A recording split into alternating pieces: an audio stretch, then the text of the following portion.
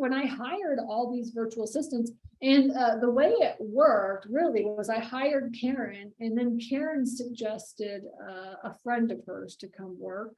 And then also another virtual assistant that I've had work for me for like 5 years. His name's Ivan. He asked if his brother could come work. And so from there, and then they all started just like, telling me, oh, we'll hire this person, right? So out of everybody that we've hired, all 12 of the people that we have now, and I have a couple of interviews this week, all of the 15 people that have been hired, Karen is the only one that I found on Upwork. All right. She's the one that kind of started the train. And now everybody on the team is really like family, because they all have worked together with other people. And then what we do is we actually communicate through Skype. All right. That's how we communicate. So let me share this with you. Let me find this here. Let me find my Skype real fast and just show you kind of what we do, so y'all have an idea. Acquisitions. Here this. Okay, yeah. So let me share this with you. So we just communicate through Skype. And so you can see here, this is the acquisitions team. And this is all them saying good morning in the morning. And in the evening time, every single person has to post out an end of shift report, right? And they tell everybody on the team what each person does. Like they say what they've done for the day, right? So this is Karen. She checked her emails and just called. She communicated with L&M Storage to confirm other info, updated the deal analyzer, communicated with an agent of Mesa Storage, downloaded documents and pictures, started to create the deal analyzer for the new lead, communicate with Chris and ask for help about other concerns, brainstorm with other VAs sharing ideas.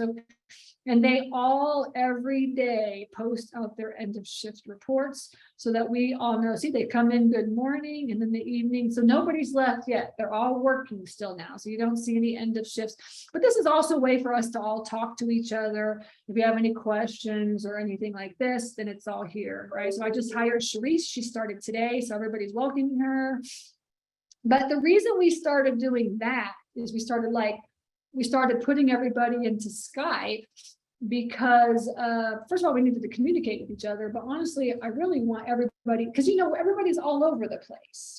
So when you have a virtual team and you're really growing a virtual team, you want everybody to feel connected with you, right? And with everybody else. And some people may know each other, and we talk and we goof off and we share what we're doing. I share what I'm doing, right? So they all know what I'm doing. At the end of the day, I also put my report in, and Chris also puts his report in as well too, right? So they can know what kind of stuff that we're working on, so they can feel kind of more connected to us as well too. Because if you just kind of have their job and then you have your job, it's just I don't know, you just need more of a connection when it's virtual. Okay.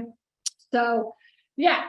So that's kind of what they do on the acquisitions team. And and then the process is that they do Mondays and Tuesdays is calling, building the list and calling. Now I've asked all my acquisitions managers, I've asked them, how many people are you calling in a day? And they're calling around 25 owners a day. Right. So remember I said they can't build a list. I'm sorry, they can't call anybody until they have a list of 300 names. So that's the rule. So it takes a good couple of weeks for them to build 300 names up. Okay. And then they start calling, and really it takes a good